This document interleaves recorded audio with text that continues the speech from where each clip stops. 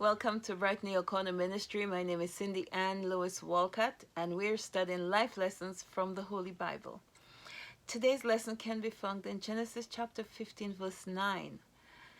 Today's lesson is called Sacrifice, and it started in Genesis chapter 15, verse 8, where Abram went ahead and asked God now. I would read you 8 and then 9 so you would get the context. Genesis chapter 15 verse 8 and verse 9. So verse 8, and he said, that's Abram, Lord God, whereby shall I know that I shall inherit it? That's the earth and the great nation God's promised him. And he said unto him, that's God speaking to Abraham, take me an heifer of 3 years old, and a she-goat of 3 years old, and a ram of 3 years old, and a turtledove, and a young pigeon. And it goes ahead to say that Abraham did what God asked him to do, which was to sacrifice them. So Abraham goes ahead asking God, how am I going to know that what you're telling me is true?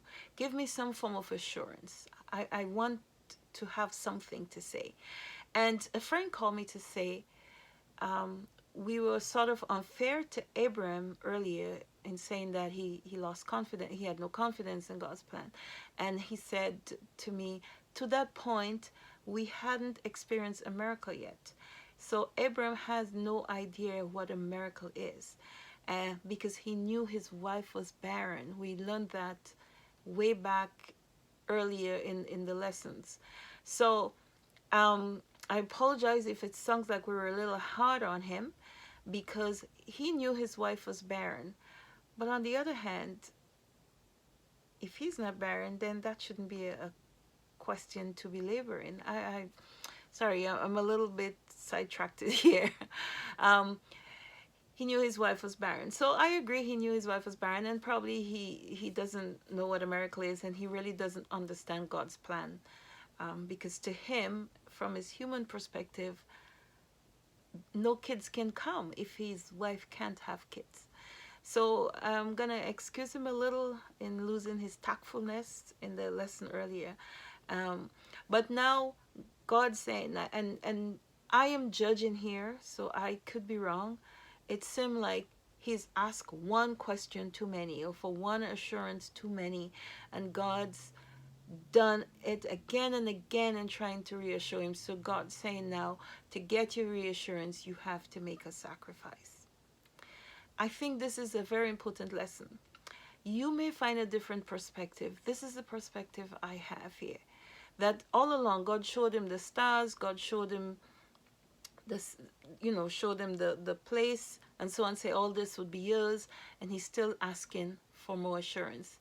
So I think God's saying here now, if you want something, you have to, if you want this, you have to give that up.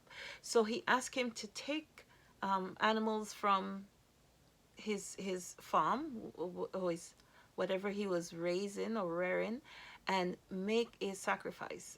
And then, so Abraham goes ahead and does that. I'm sorry if I keep saying Abram. And this lesson here, I think, is necessary for us to know. And we've dealt with lessons leading up to this, where when you want something, if you want to be successful at something, you're going to have to give something up. If you want to get a degree, you're going to have to study. You're going to have to give up friends and the nights of partying and so on. You want to build a business, you're going to have to invest in it, your time, your money. In order to get something, you have to give something up.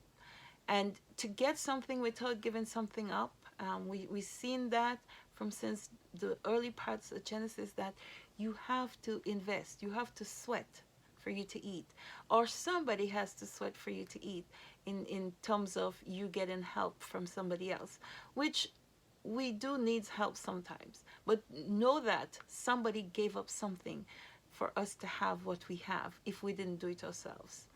So I remember a story from school where a teacher told us about two women had lots of kids and lots of work to do, and a busy day. And one lady went to the river. So this is in the Caribbean, so I don't know about other parts of the world. We used to go into the river to do a laundry. One lady went into the river with lots of clothes to do, lots of laundry, a big basket of laundry to do. And everybody thought she'd stay the entire day because she had so much. She came back home in a jiffy. Her neighbor, seeing this, having about the same amount, said to her, "How did you come back so quickly?" And she said, "God helped me." The neighbor now picks up her clothes, her laundry basket, and goes to the river, puts it down, sits down, and says, "God help me." I told you this story to say it doesn't work like that. She has to start doing something. If she begins to do her laundry, God will give her the strength and the energy and whatever it needs to do it quickly and finish quickly as her neighbor did. You can't just say, "Well, I want my laundry done. I'm going to just sit here and ask God to help me." Or "I want to succeed." In Abram's case, "I want to know for sure that I will inherit this. So let me have it. Just give it to me." God said, "Here, and if you want this assurance, you have to do this." So for young people especially, don't expect to get things for free. People may favor you and give you things for free, but they had to work for it. So somebody had to sacrifice something for what you have or what you will get if you're not doing it yourself. I hope this lesson is educational. Please remember to like, share, and subscribe.